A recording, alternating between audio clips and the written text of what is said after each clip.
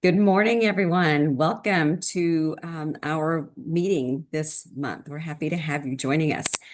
We've been promoting this one. We're super excited about today's program for a couple of reasons, mainly for the speaker and the awesome program you're going to see. But number two, we've been teasing a promotion that we've got. If you or anyone that you know is going to be sitting for the CDT exam this fall, this spring, not the fall, but in the spring, we have CSINext has teamed with Young Architect Academy to offer a 50% discount, maybe even free promotion.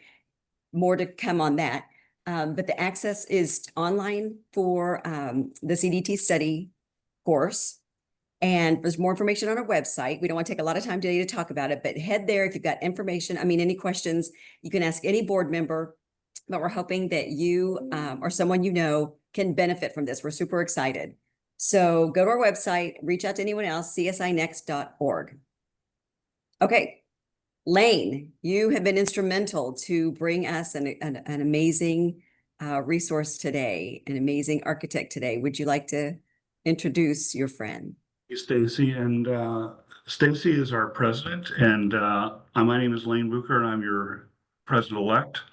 And I happen to have the opportunity to serve with James Timberlake on the NIBS board several years ago. And James hosted the NIBS board, or some of the NIBS board members, at his office for a strategic planning session. And I asked him before I went, so where do you get the best cheesesteak in Philadelphia? And he told me it was D'Alessandro's up on the hill. So I looked it up and had cheesesteak, and it was the best cheesesteak I've had. And I'm a big cheesesteak fan. So anyway, so that's how I'm connected to James. And I asked him if he would mind presenting to CSINext, and he graciously accepted. So I am very much looking forward to this. I saw him give this talk at a NIBS Building Innovations Conference several years ago, and it was outstanding. So without further ado, and by the way, next week is the CSI conference in Cleveland, Ohio, and I'm wearing my shirt that I'm going to wear around. It says, "Act like a fellow, mentor, serve, and lead." So I'll see you there, hopefully. And James, with that, take it away. Thank you very much, Lane and Lee. I'm honored to be able to speak with all of you today. Lane and I share one other connection. We're both Ohioans. I was born and raised in my early years in Ohio. So it's a good morning to some of you, good afternoon to others of you. Perhaps there's a good evening in there someplace as well, depending on where you're calling in from. This talk, which I'm going to take about 50 to 55 minutes doing, is about unpacking our project, our competition winning project for the U.S. Embassy in London for the Department of State, U.S. Department of State, overseas building operations. In 2009, now 16 years ago, we received a brief from the Department of State. It was sent out to interested parties, interested American architects, to be considered for this competition project for OBO and for the Department of State. There were 35 original firms that submitted their interest for this and their teams. The Department of State whittled that down to 12 teams and interviewed those 12 teams.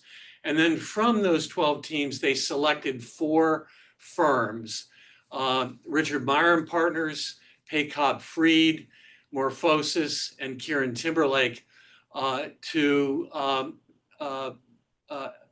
do a brief paid competition that took about 4.5 months, with the full brief, by the way. The full brief, when we printed it out on one-sided paper, stood to be about 2.5 feet tall in terms of the program information for this particular building. and site. And that competition brief was submitted by the 4 firms in late 2009, and then it was juried by an international jury of peers in early 2010, and the announcement of our winning competition in 2010 was in the spring of that year. Almost immediately, we began a schematic design contract with the Department of State. And what you're seeing here, the first were the images in 2017, 2018 of the completed project in Wandsworth between Battersea, you can see the power station on the right-hand side, and 9 Elms and Wandsworth on the left, where 25,000 new units of housing were going to be also placed in this former industrial, post-industrial zone going forward. And I'll unpack that a little bit more going forward. But the brief was really about the fact that this particular building, designed by Eero Saarinen and completed in the early 1960s, right around the time of Saarinen's death, was the iconic US Embassy in Mayfair in London. And it was designed for 200 people with 1 air change per hour under simpler circumstances in the 1960s. And by the time we came to visit this building in late 2009 during the course of the competition, there were 800 people working in this building under 1 air change per hour. And you can imagine how stifling the interior of this might have been in terms of just trying to handle almost the 200 to 1,000 visa applications and other business transactions that were going on per day. In addition, it had impacted Grosvenor Square and the Mayfair site, closing streets, interrupting other streets in that particular sector of the campus. Obviously, the neighbors were desirous of moving the US Embassy out of this particular zone. They did a study to understand whether or not they could enlarge this and renovate this particular building, and came to the conclusion that this building, along with 1 other building, would best be sold to private developers, and then use that money to acquire other lands in London and pay for the new building going forward.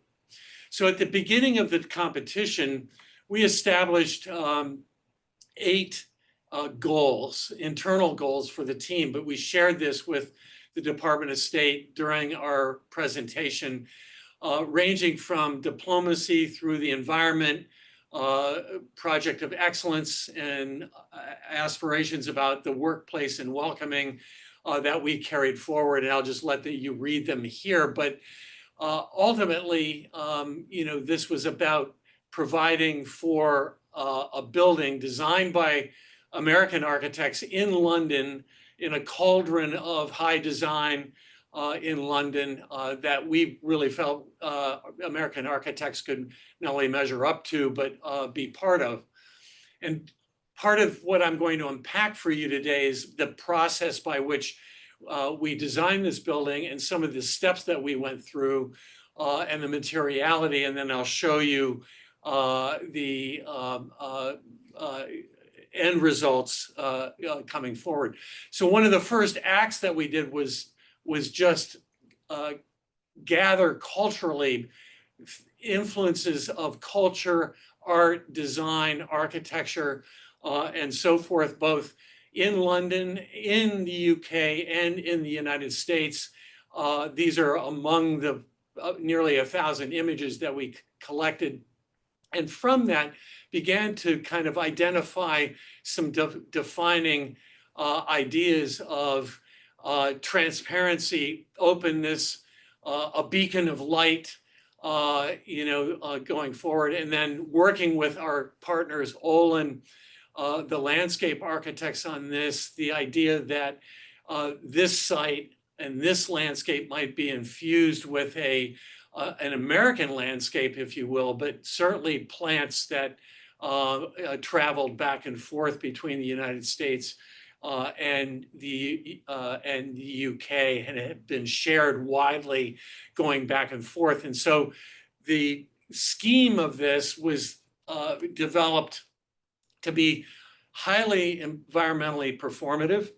And we began early on with the kind of iceberg diagrams of where this particular building could be placed in the site and its sort of locus, within London, and how that might be oriented in order to evince the highest performance of this building going forward.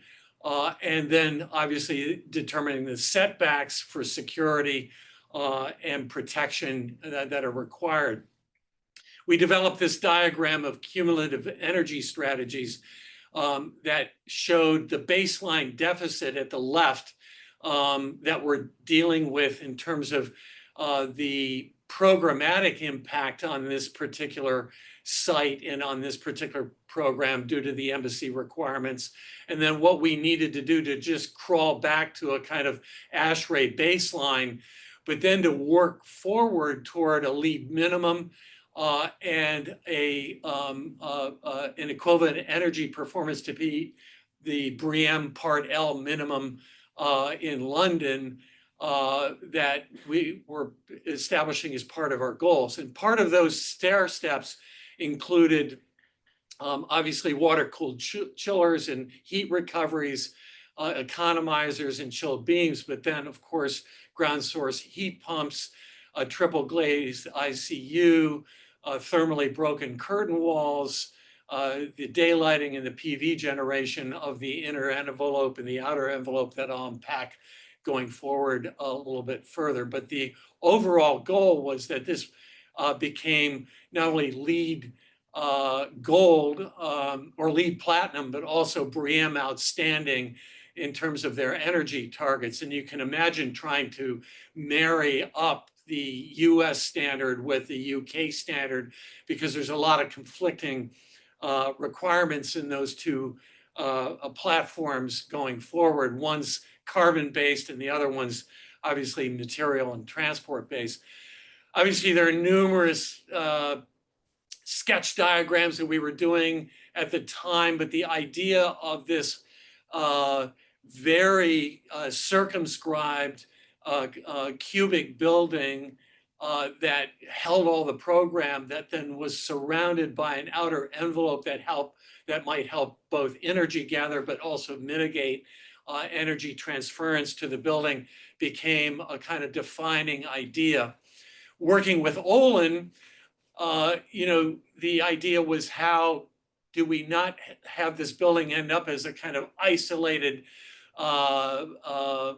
island in the middle of a regenerating urban area, and tying the strands of London together. So the River Thames, the 9 Elms Lane, the linear park that ran behind the building that was planned, that we participated in, and the railway viaduct were 4 strands, these linear strands that we really wanted to kind of draw together going forward.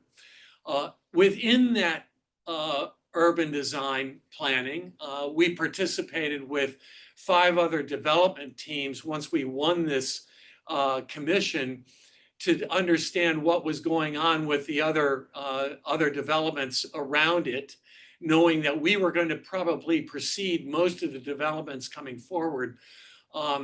Battersea, the renovation of Battersea Power Station and the housing around it, and the other estates involved in the planning regimen were all incorporated into several conversations over the course of the next 6 months once we were doing schematic design. And then, of course, we went into the planning process in London, meeting with 6 different planning agencies going forward in order to meet their guidance.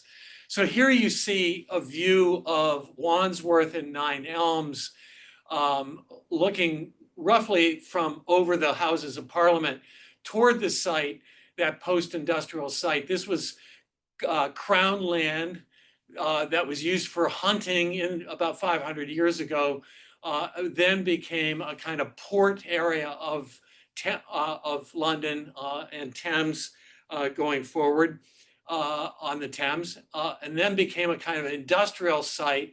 And then post World War II, when it was bombed really heavily because of the railway lines coming in near the Battersea Power Station and behind going to Waterloo Station, it became a kind of post-industrial warehousing site, including the flower market in central London and a variety of other things like the London Post and DHL properties as well.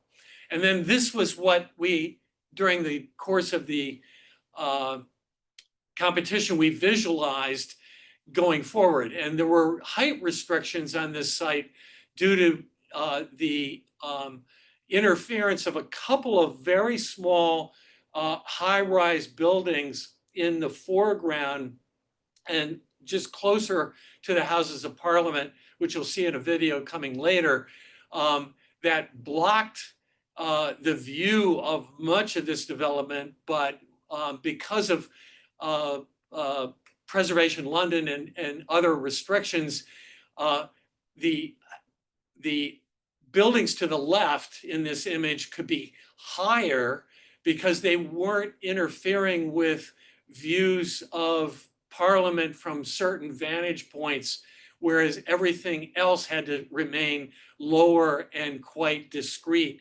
the embassy among that. And we had quite difficult planning regimens to keep this compact and within what we call a kind of three-dimensional iceberg on that particular property. And these are the two views during the competition of placing the design, our KieranTimberlake design, with the anticipated developments coming forward in that zone. That whole strand diagram of connecting the building into the landscape was very much in partnership with Olin. And the elements of this was a series of 3 different entrances. To the right, a main entrance through a main entrance CAC or pavilion that brought you into a drop-off that would bring you into the right-hand side of this plan diagram and the main lobby. Or from the south, wound off of the pedestrian way through our contribution to the park, a kind of meadowland rise that rises up over parking below and forms the consular entry into the south of the building. And then a service pavilion and drop off and driveway and parking access at the lower right off of Ponton Road that is part of the service access to the building. And then there was a event lawn, a promenade around the building.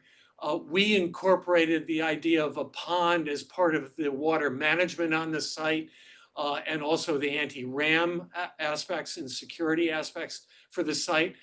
The building, which is American property sitting in London, looks across the pond to London, which is that whole old adage and anecdote about the special relationship between the United States and the UK, that the United States looks across the Atlantic, or the pond, if you will, to the United Kingdom. And so that symbolism had brought into our site works and into the planning of the landscape.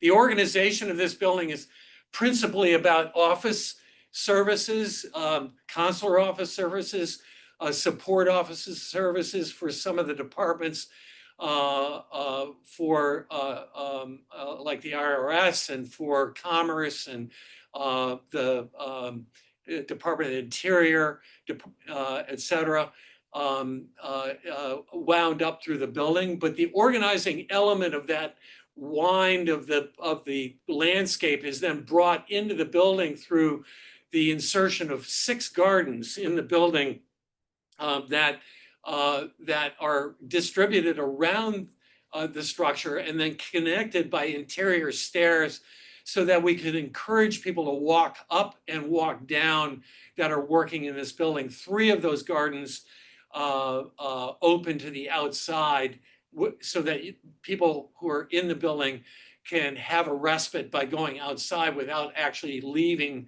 the secure confines of the building.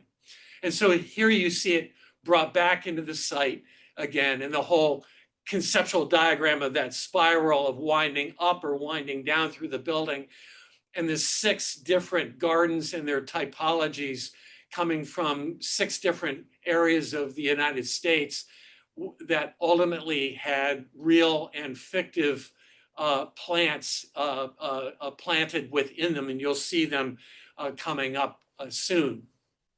Returning to that performative diagram, obviously, as we began to work with our partners, Arup, on the and Thornton Tomasetti on the structure of this building.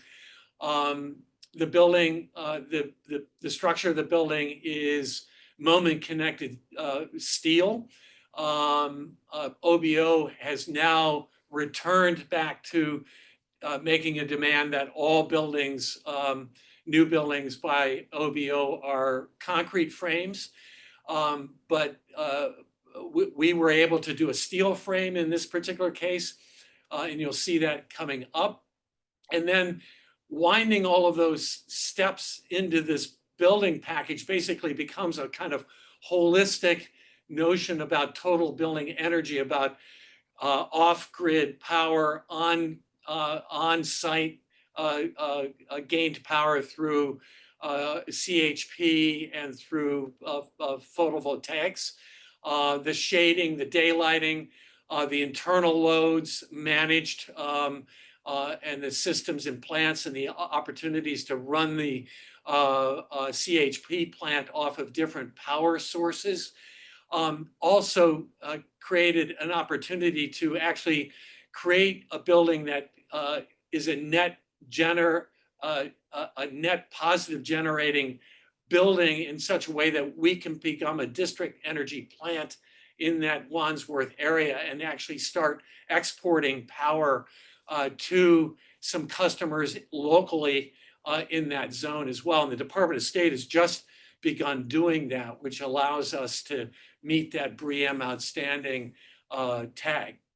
So just unpacking the diagram further, the landscape as the base, the steel structure, the systems inserted into the cube, the outer or the inner envelope of high performance glass, the outer envelope of PTFE, which I'll unpack in just a minute, and the gardens forms this crystalline diagram, quite cubic, sitting in 9 Elms. And this was one of the renderings that we presented to the jury of how this kind of rainy day, post-rainy day in London might look of this building going forward. Anybody that knows anything about KieranTimberlake knows that we're heavily involved in research, and that we do a lot of unpacking the research for our own building projects. On our old office in Center City, we created this carriage for understanding the transparency of the glass light layups, and looked at them in different light conditions on the roof of that building, and did about 4.5 months of testing of different kinds of layups in terms of how much silver coating, how transparent, how lead-free the glass might be, and then reacting to those transparencies going forward. And then in addition, we began to think about how that outer envelope might be shaded. Quickly had moved during the competition phase towards something that we had been experimenting with, that you see here, that we first introduced at the Cooper Hewitt National Design Museum in 2004. And this is my son at age 4.5 at the time. He's now 27, looking through this smart wrap wall that incorporated photovoltaics, thin film batteries, and LEDs on that highly transparent film as a model of a potential envelope, whether inner envelope or outer envelope going forward. And in this particular case, here you see it applied in 2008 at a project in New York at the Museum of Modern Art that we designed this house called Cellophane House that used 5 layers of PTFE, as you can see in the walls on the left. Looking through those walls, they do slightly obscure your view, but they're about 97% as transparent as glass. And as you layer them up, they get more clouded, of course. But it's a highly recyclable plastic film or fabric that you can find in water bottles, basically. So that became the basis for which this performative element of self-shading of the glass worked forward. And we began to unpack that for the Department of State about how this would help us with solar heat gain mitigation, help us improve daylighting in the offices, that it was properties that were highly recyclable, and that the inner envelope in working with that would also meet the FEBR security side of things, our blast security, and high performance weather protection going forward. And that would all be optimized thermal solar performance through a thermally broken curtain wall. And so you can see how the outer envelope and the inner envelope on the right in the diagram are starting to kind of evince themselves in terms of their relationship to one another, and that these were all the goals that we were ticking off in terms of high thermal performance, occupant comfort, and productivity, and transparency going on the building. And that power production, if they had put all the PVs on the building, would reach almost 350,000 kilowatt hours annually on site in terms of power gathered from renewable sources.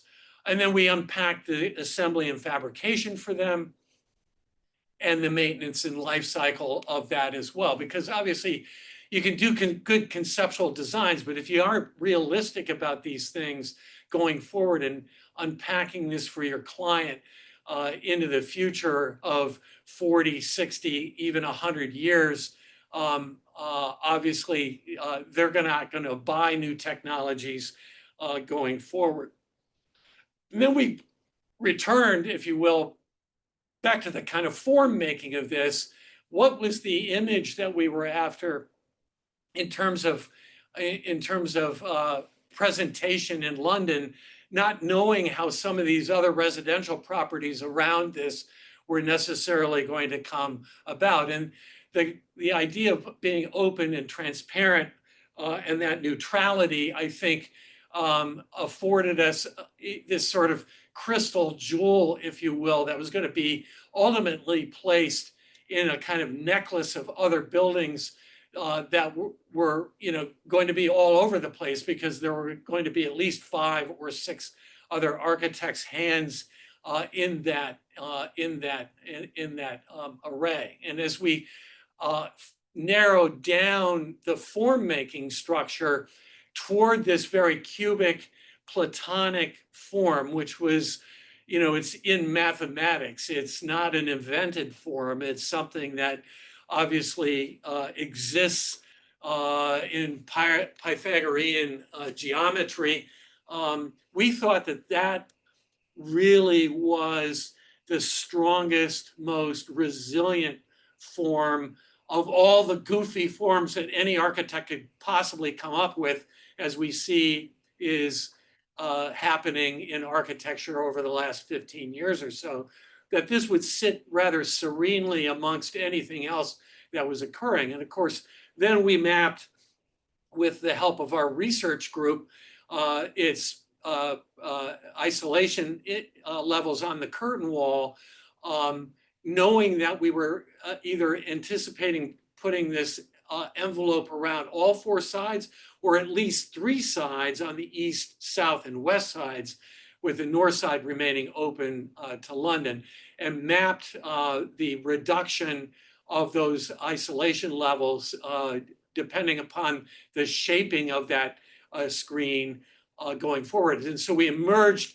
out of those studies understanding where our cost targets were going to hit, and also where we knew we had to head in terms of kind of trying to shape those ETFE foils on the screen in order to maximize our energy reduction and increase our power gain.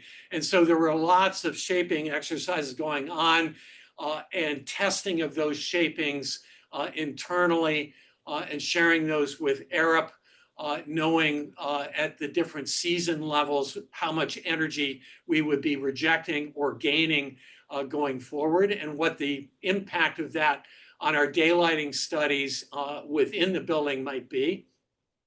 And then as we shape this, that foil, once it's tensioned, can take on almost any kind of shape depending upon the frame that you put to it. So there was a whole exercise of a kind of economy of trying to imagine what's the right amount of framing material we might have to put on this versus what how much tension and shaping might occur from the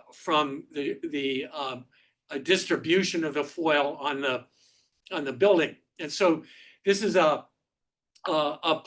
elevation map of the elevation behind, and then 3-dimensionally printed in our 3-dimensional printer form shapes of studying the occlusion of the open glass areas, trying to get the right modeling of the shaping to maximize taking off the energy, but also energy gathering. And you can see a scale figure on those elevations in the background.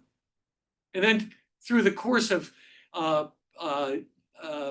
development of the documentation, obviously these elements started to take on more detail, both in terms of reporting to our client, but also in terms of working with our engineers and the development. And you can see the kind of trajectory of the development of the detail here in a snapshot over the course of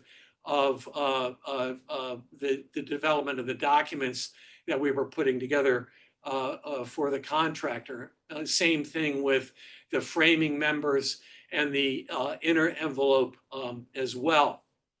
And then a little more detail in terms of the impact. So that on the right-hand diagram, you can see the floor-to-floor heights, which were roughly about 14.5 to 15 feet, which maximizes daylight into the interior of the building.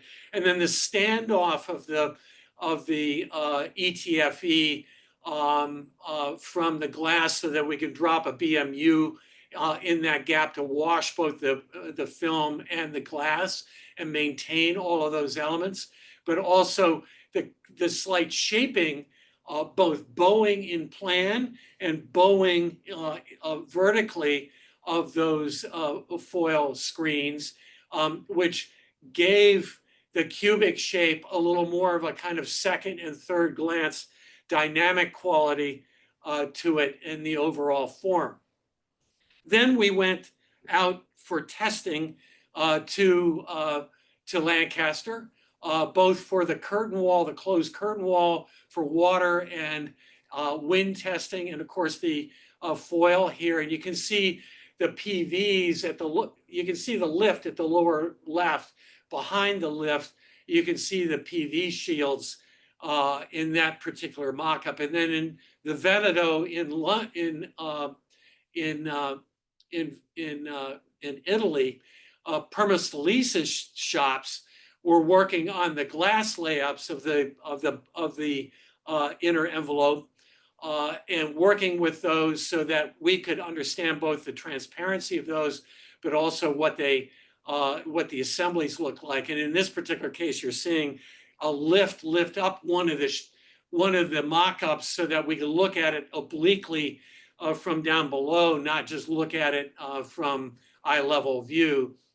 And on that glass, there were different both shaped glass on the north side that you see on the left, a kind of slump glass that provided a kind of additional detail, and a frit, which in this particular case were stars for bird strikes. We designed the building to minimize or even avoid bird strikes altogether because this particular zone of the property was highly populated by birds going through it.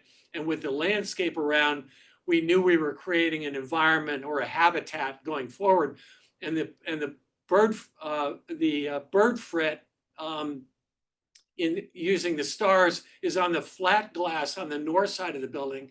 But on the east, west, and south sides, the ETFE provides us that device that keeps us from having any birds hit the property. And the Londoners and UKers all love their birds. So obviously, if the Americans are killing birds, we would be hearing about it. And we've been very, very fortunate that I think our design maximized the lessening of any impacts. And then these were the PV shields, which ultimately were instructed to be taken off the building before it was built by Congress in 2016, 2017, because they simply did not support the renewable resourcing that we had built into this and hammered the Department of State over this. I won't get into the politics of who directed that, but you might imagine. The building then was a concrete core and obviously quite massive steel frames. You can see it going up here, looking toward the Houses of Parliament, which are up the Thames and to your right behind those two high rises at the left. A building right around the time that it topped out, and you see the curtain wall starting to go up.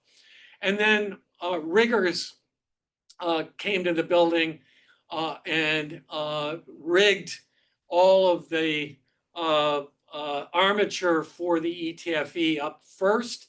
And this was one of the first applications of the so-called sails, if you will, the ETFE foil going on the frames going forward. And then a shot nearing the end of construction and the emergence of some of the other towers going up the river toward the end of construction from the Wandsworth Bridge or the Battersea Bridge, I'm sorry.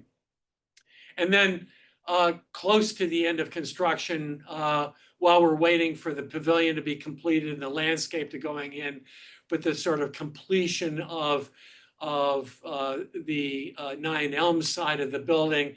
Here you can see the moat or the pond emerging in the landscape, the plinth, which raises the building for flood reasons above the Thames water level, the emergence of the other residential properties coming in, and the ETFE foils around the east side of the building.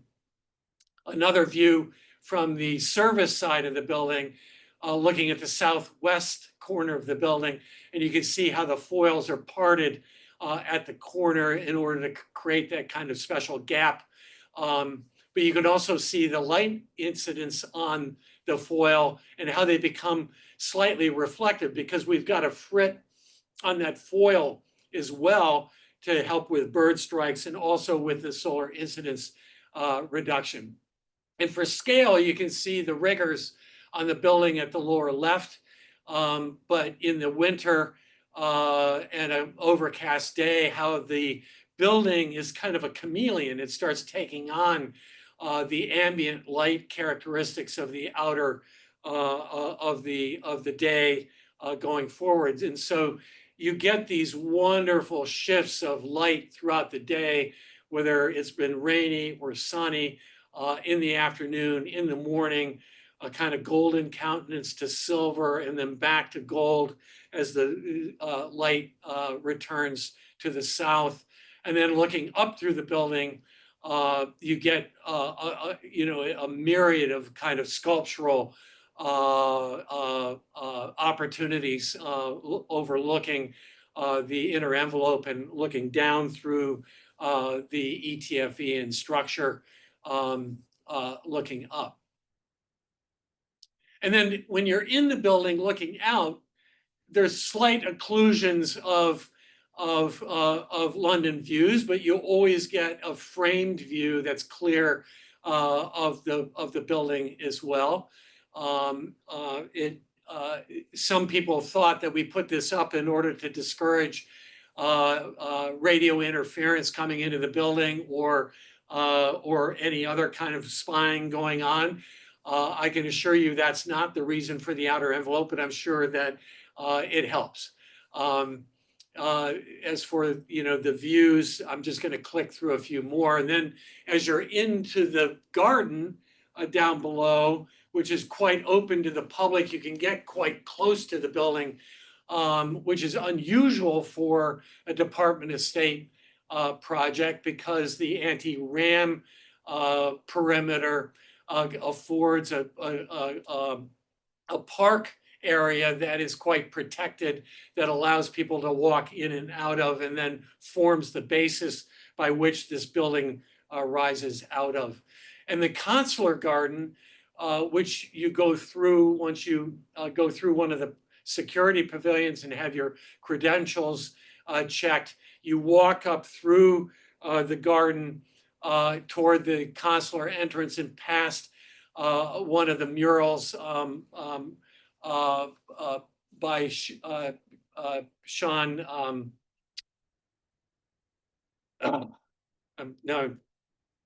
forgetting his name, but one of the artists that that has infused this building with art as part of the Art and Embassies program that is very much a critical piece of the sharing of art and culture, of U.S. art and culture going forward. And I'll talk a little bit more about that in just a minute. But as you walk in the main entrance, then you're greeted by this supersized U.S. seal of the Department of State in 3 dimensions that was carved digitally into our stone wall, and the ambassadors to the Court of St. James that are embedded into the wall of the lobby. And this 2-story lobby wraps all the way around the ground floor of the building, the public space of the building, and it's compartmentalized for purposes of security and use. But as you move into the north lobby through those doors to the right, there's a major stair that takes you down to the lower level and past a 3-story mural wall that was created by Mark Bradford of the Bill of Rights, that is done through a series of layers. And I'll talk about this piece of art in the video that you'll see in just a moment. But this lower gallery is for public gatherings, for exhibits, for commerce displays, for purposes of having American expats and folks that are living overseas to come here and vote during the course of elections. And they are treated to this 3-story mural in that northern lobby. And then the consular lobby, as you come up the garden, you enter this particular sector of the lobby and walk past Rachel Reed's flat pack American house that then is applied to our mural wall. It was modeled, it's a 1/3 model of a true American house that then she's rendered in precast panels that is up on the wall. And then you leave the credential check here and go up 2 floors to the consular waiting area, which you see here without people in this particular case, looking over London, looking over the Thames, looking over the park, a quiet, serene space that has the teller windows for transacting business on the right-hand side. This is a little like a bank lobby, if you will, but over 1,000 people a day are now traipsing through this particular lobby. We have areas for people to sit down, but they come up and they take a number and they win their way around. They're called up to a teller window, and then they exchange their business with the Department of State employees. And here's a view of that from another vantage point with the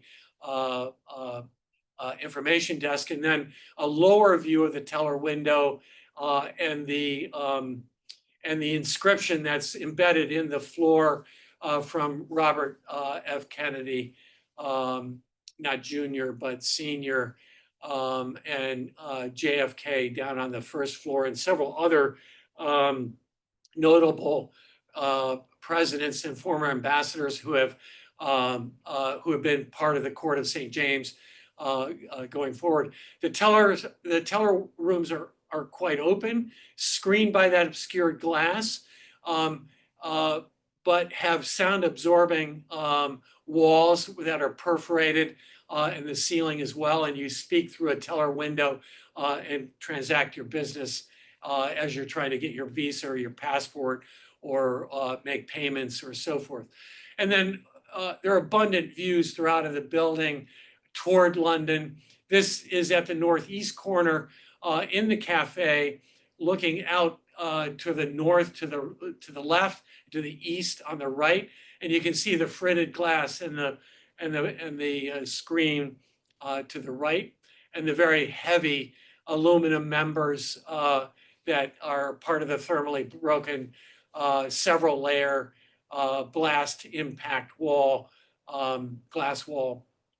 The working spaces, like I said, it's principally an office with some closed offices to the left, and then a series of open offices that wrap around 4 sides of the building on the right, with cubicle modules that they share, quite modern, quite modular. We worked with Gensler very closely on these interiors. And then the several interior landscape gardens going forward. The southwest garden to the right or to the left, and the Pacific Coast Garden, the tropical garden to the right. And these are places for people to come and transact business at, that are different departments throughout the building, or have lunch, or even work outside of their offices. And the stairs allow them to move from different levels to other levels. And then several of these gardens, as I mentioned, open to the outside as well. In this case, on the south side facing the residential properties, this is the Northwest Garden that have actual Northwest ferns, fictive trees that are lit for the evening out of metal, perforated metal.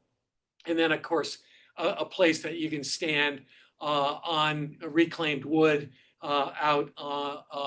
outside going forward. So a couple of videos that I want to take you through. The first one, this one begins, before I click on it, with the Houses of Parliament to your right, and that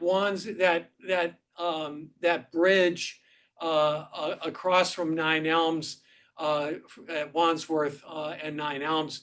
Those 2 bridges are those vantage points with the Houses of Parliament in the foreground, where people like to take pictures of the Houses of Parliament. They don't want any sort of modern accoutrements in the skyline of that iconic building in Big Ben. And then, of course, the London Eye going forward. So this is an aerial view, and you're just going to take a quick helicopter ride up the Thames, past MI6 headquarters to your lower left, and then the emergence of the Wandsworth development and the embassy within that emergence underway, with Wandsworth and 9 Elms past the viaduct out into the hinterlands of London, Greater London going forward, and a kind of wind around this this video back toward the view that you came from.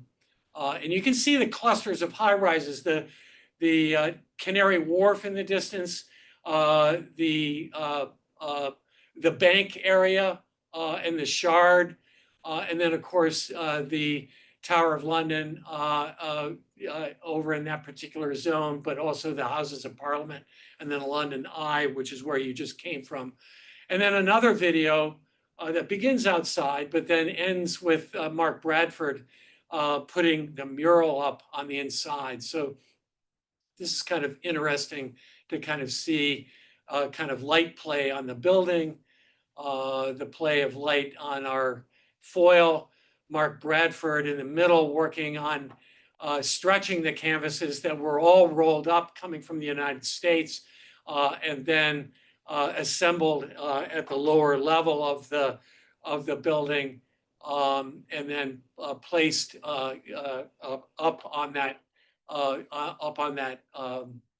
lobby wall. And then another view from the southwest over the shoulder of the embassy, and the looking toward the Houses of Parliament, but in that late afternoon light that creates that kind of golden.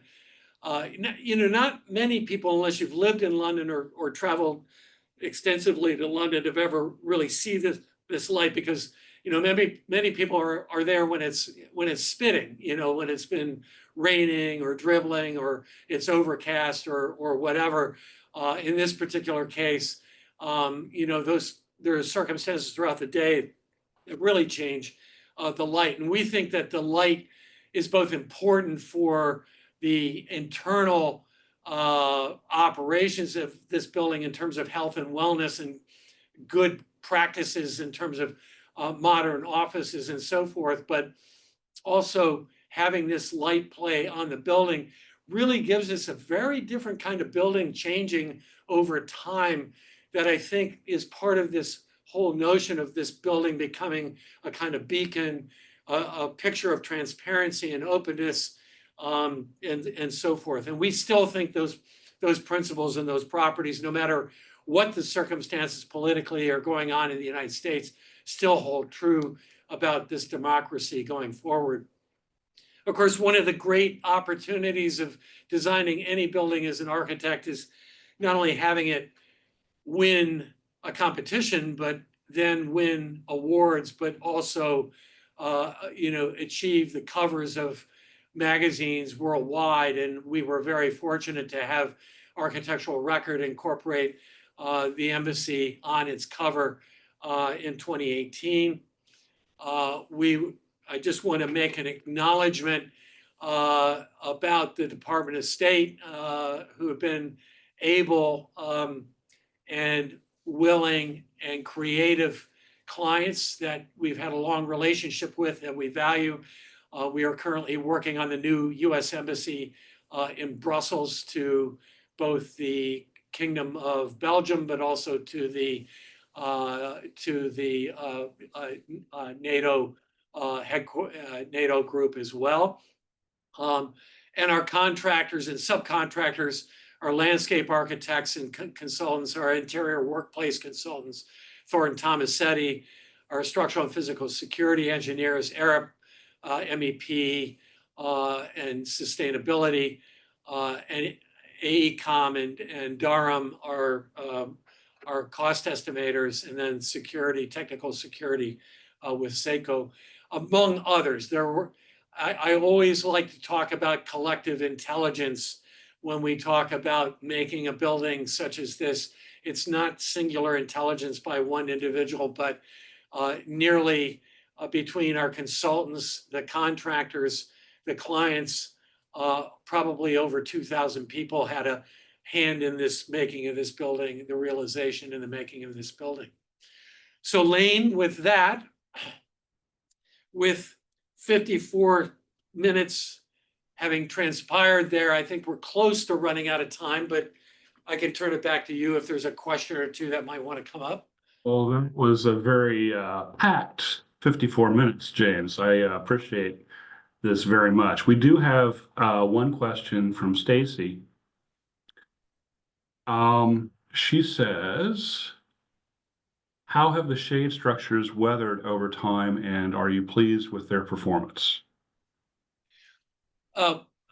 There were about 8, this is 2025, they went up in 2017.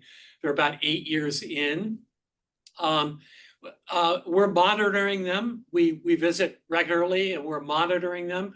Their performance is working as we had imagined and measured. We've been able to do that through some anecdotal data gathered. We've been able to obviously visually manage and watch the performance. They've been cleaned, I think, twice of some of the construction grime. They're able to be just sprayed off. And of course, on the exterior, the rain, on the interior where they're concave, we have to hose them out, and hose off the armature. But on the exterior, they're hydrophobic, so they don't absorb water, and they allow us to shed a lot of the grime that way. We're noticing just a ever so slightly modest amount of change in coloration, which you would imagine with a chemical film of this sort. It's not yellowing, but kind of graying a little bit, but it's hard to tell that relative to the fritting that we positively put on it as well, which is gradated from those very heavily pointed portions up through the thin portion. That's why you see in this image take, and why you get so much reflective transparency through the middle of those thinner portions of the film. I think this is a very telling view, by the way, that we haven't had any tears. It's tear resistant. If we had a tear, it would be because some very, very sharp object had been blown at it and tore it, but it is tear resistant, so it doesn't continue to migrate. And when they're washing the windows, they generally do a scan of this film, and I think it's performing as planned and as designed.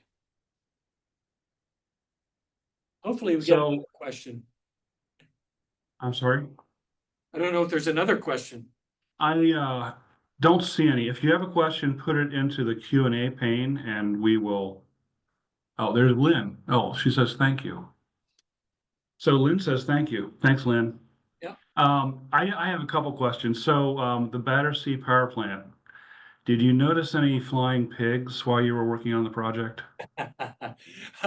Unfortunately, no.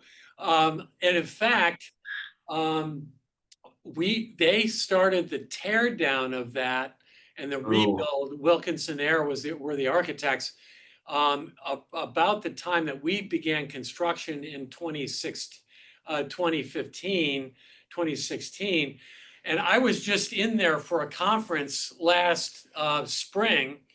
There was a conference on security, and I was in there, and I had the opportunity to go through it fully. It is remarkable and beautiful. Wilkinson Air did a wonderful job. It's now a mixed-use building with apartments in it and commercial properties, office spaces as well.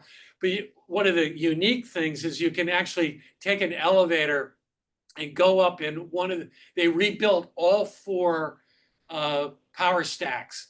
And in one of the power stacks, they inserted an elevator that you can go up in and get a skyline view of London from, which is, I highly recommend it and worth it. But during the course of being in there and them unpacking the power plant, the Pink Floyd concert and the Flying Pigs all came up during the course of their unpacking of the building. For those of you that are younger than James and I, that refers to the iconic Pink Floyd album for the album Animals. Right. So Battersea is on that cover with a flying pig, and I saw They the have flying pig in projected on Ohio the wall. Stadium twice. The first time in 1988, so in the 1900s. The other thing I wanted to ask. So I mentioned to you a few years ago, I think, that the TV series Diplomat on Netflix used the embassy as a set, and mostly for exterior shots. I'm sure they did a soundstage for the interiors, but have you had a chance to look at that since I mentioned that? I have, and the exterior is definitely of ours. The interiors were, because obviously the Department of State wouldn't allow filming inside the building. They tried to anticipate what contemporary interiors might be. They got close, but with all due respect to Gensler and ourselves, I think ours are better. The building's also in the Accomplice. There are some snapshots in that show as well. Interesting. Yeah, there are a lot of anecdotes that come from being associated with those kinds of shows, and whether or not there's a direct tunnel from here to the MI6 headquarters or over to the Houses of Parliament, and the answer to both is no. But it's sort of interesting to be, obviously in that kind of pantheon of those kinds of structures going forward. Sure. Well, season 3 comes out on October 15th. Yeah, looking So forward next to it. week you can see it again. And they usually release those all at once. So if anybody wants to binge all 3 seasons, you can come next Wednesday, I believe. Highly recommend it. Yeah. All right. Well, I don't see any other questions in the question and answer pane. So James, I want to thank you once again. And what Sure. size t-shirt do you wear? And I'll send you an Act Like a Fellow t-shirt. I wear a large. Thank you. But All right. Well, or I'll take a medium, either one. and it doesn't say CSI Fellow, so. Great. I love it. Oh, speaking of that, so who wrote your specifications in your office? Do you have a team of spec writers, or did you do something different? We hire independent specification writers for our projects out of Canada, out of the United States as well. Both Thornton Tomasetti and Arup contributed to this. We contributed to it as well. But we in the past have had independent specification writers for many of these larger buildings going forward. And they've all been able partners along with us, as you can imagine. To make something this artful and this unique, you have to have out-of-the-box thinkers, working with you. It's obvious to me that you used building information modeling to Yeah. create such a complex and dynamic structure. Were any of those models turned over to the contractor to help them with their fabrication models? Yes, we did a full BIM, full integrated BIM. We turned that over to Harbert. Harbert was contracted to build their own model from the documents and reconcile the two. And we spent time working with them to do that. Personally, my own belief was there were very few busts that they could find. I thought that the double model in the world is a waste of time and money. Architects should be sharing these models as far as they get, and then let the contractors take them from there. But there's different liabilities involved in different states and federally about that. And I think there's still some discussion about going forward about when that can seamlessly be exchanged. But hopefully, knock on wood, that'll happen. As we wrote the book Refabricating Architecture in 2004, and we really promote the idea that the control of that full-on building model is really, really important. And that we cede control to the contractor, and that they should be working with our documentation that way. I have a copy, and then I gave my son the copy you gave to me with your inscription to him, and I saw that on his shelf this weekend when I was feeding his cat. So Oh my gosh. thank you once again. You're So very welcome. James, thank you so much. This has been a great presentation. It's great It to see exceeded you. my expectations, and it follows into our initiative to try to be more global in our presentations. And Ann Baker, one of our former presidents, says, "Thank you. Great presentation. It reminded me why I got into architecture in the first place." Great, great. Thank you. Thank All you. right. Appreciate you. It's great to see you again. And Good to see you.